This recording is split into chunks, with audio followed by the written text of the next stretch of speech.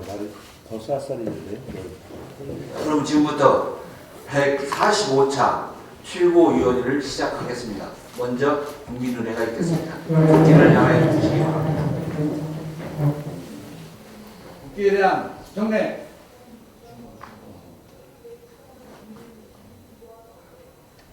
바로 이하 생략하겠습니다.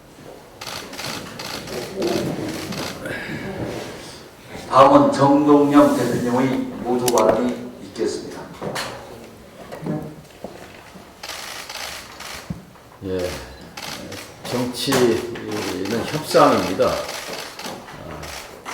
사실 정치라는 것은 독선, 독주, 독점, 독재 속의 정치는 없습니다.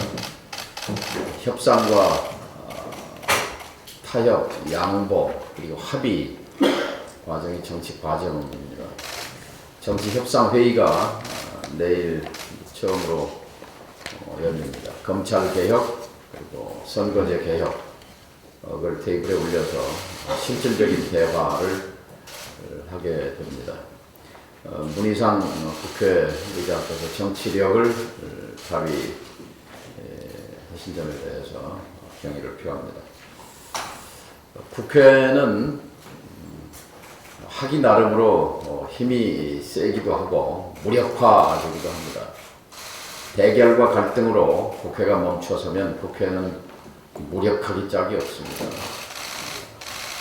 국민들도 국회에 대한 불신이 지금 역대 어느 때보다 깊습니다. 이제 20대 국회 거의 마무리 국면으로 다가가고 있습니다. 검찰 개혁은 제도를 바꾸는 일입니다. 관행과 문화를 바꾸는 것도 중요하지만 그것은 언제라도 되돌아가 버릴 수가 있습니다. 제도를 바꿔야 되돌이킬 수 없는 개혁이 됩니다. 제도 개혁은 국회의 임무입니다. 책무입니다.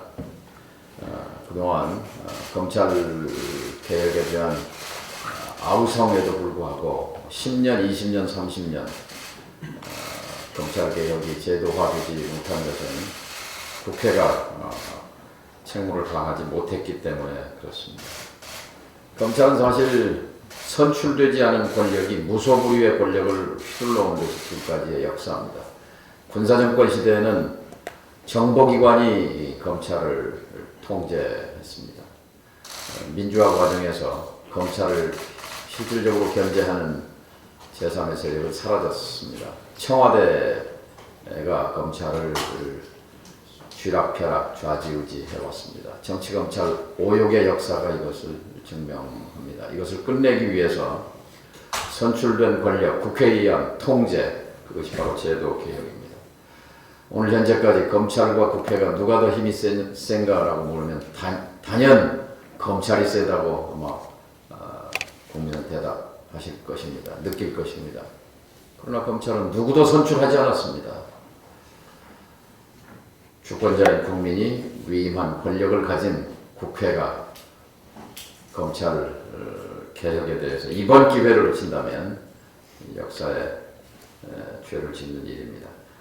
검찰 개혁과 함께 쌍둥이 개혁, 선거제도 개혁, 정치 개혁입니다. 개혁의 뿌리는 선거 개혁입니다.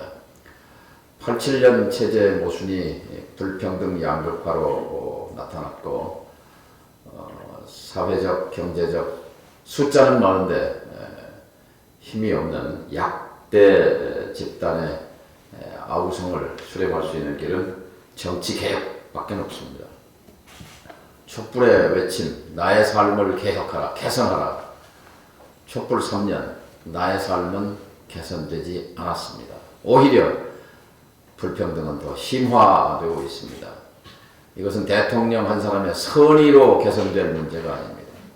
정치를 바꾸는 것이 나의 삶을 개선하는 핵심 요소입니다.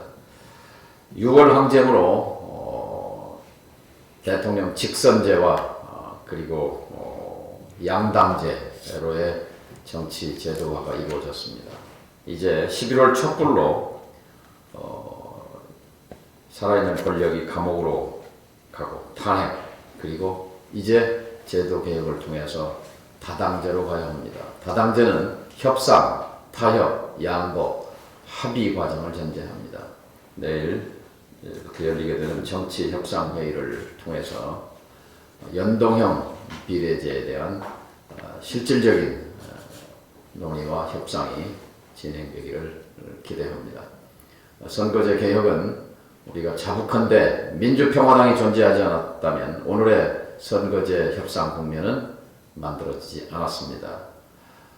민주평화당의 존재 이유이기도 하고 자부심인 이 선거제 개혁을 반드시 완수하자 하는 말씀을 드립니다. 감사합니다. 다음은 조배숙 원내대표님의 모두 발언이 있겠습니다. 어제도 광화문에서 대규모 집회가 열렸습니다. 또 이틀 뒤에는 서초동에서 반대편 집회가 크게 열릴 것입니다.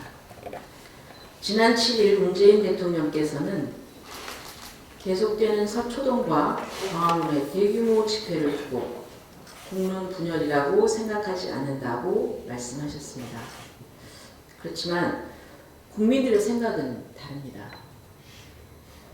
데일리안이 RN서치에 의뢰해서 7일과 8일 설문조사를 한 결과 조국 장관 임명 문제로 국론 분열이 심각하다는데 찬성하는 여론이 45.7%, 반대하는 여론이 43.5%였습니다.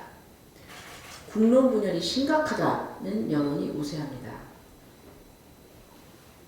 이런 상황은 내각제였다면 의회를 해산하고 총선으로 국민 의사를 물어야 할 상황입니다. 내각제가 아닌 우리나라에서는 국론 분열을 막는 책임이 대통령과 여당에 있습니다. 그런데 RN서치의 여론조사를 보면 국론 분열이 심각하다고 응답한 사람들 가운데 국론 분열의 책임이 대통령에게 있다고 답한 사람들이 55.3%입니다. 국론 분열을 막아야 할 대통령이 국론 분열을 만들고 있다면 이것은 대통령의 책임 방기입니다. 7일 대통령 발언 내용에도 대통령 자신이 이 사태를 어떻게 진정시키겠다는 내용 단 한 줄도 없습니다. 법무부가 검찰개혁에 속도를 내고 검찰이 그에 따르라는 명령밖에 없었습니다. 지난 7일 국회의장과 여야 5당 대표들이 정기적으로 만나는 초월에도 집권 여당의 이해찬 민주당 대표가 불참했습니다. 국론 분열로 이 엄중한 시기에 이 문제를 푸는데 가장 중요한 집권 여당 당대표가 불참한 것은 여당의 직무유기입니다. 국회의장도 결혼식에 신랑 빠진 것 같다고 섭섭함을 토로했습니다. 앞으로 정치협상회의가 열리겠지만 이것과는 별도로 여당의 태도를 볼 때 국회 차원에서 이 문제를 푸는 것은 한계가 있다고 봅니다. 지금 대통령께서 정말 해야 할 일은 검찰개혁 속도를 주문하는 일이 아니라 국론 분열을 책임지고 수습하는 일입니다. 여야 대표들과 만나서 얘기를 듣고 함께 타개책을 찾아야 합니다. 대통령의 결단으로 조국 장관을 해임하는 것만으로는 안 됩니다. 그것으로 수습할 수 있는 시간이 이미 지났습니다. 반드시 여야 대표들과 회동을 통해서 수습책을 찾아야 합니다. 대통령의 정치력이 절실한 때입니다. 이상입니다. 다음은 박주연 최고위원님의 모두 발언이 있겠습니다.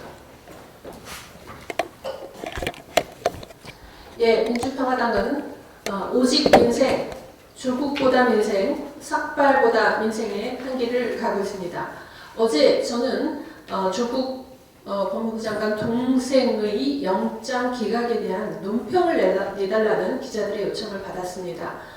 거기에 대해서 우리는 거기에 대해서 관심이 없다라는 답변을 했습니다. 사실 조국 법무부 장관 후보가 당시 후보가 딸의 의학논문 제1저자라는 것이 밝혀졌을 때 국민은 이미 기대를 접었습니다.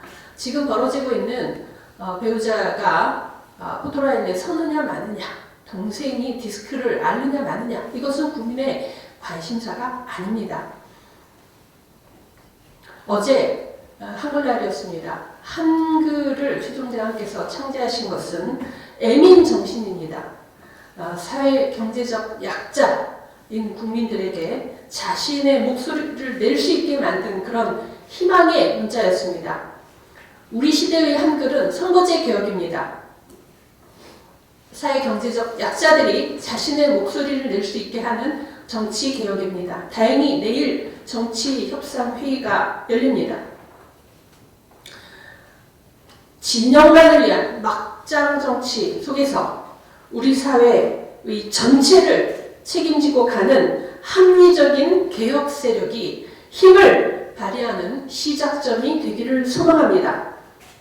10월혁명은 광화문의 태극기 부대의 것도 아니고 서초동의 팬덤 부대의 것도 아닙니다. 40% 무당층이 견지하고 있는 합리적인 개혁으로 한 걸음 한 걸음 나아가는 선거제 개혁과 사법개혁 안에 국회 통과, 이것이 10월 혁명이 될 것입니다. 이제 국민을 위한 실질적인 성과를 만들어내고 또 국민을 위한 정치를 시작하기 위해 뱀과 같은 지혜를 발휘할 때입니다. 이상입니다.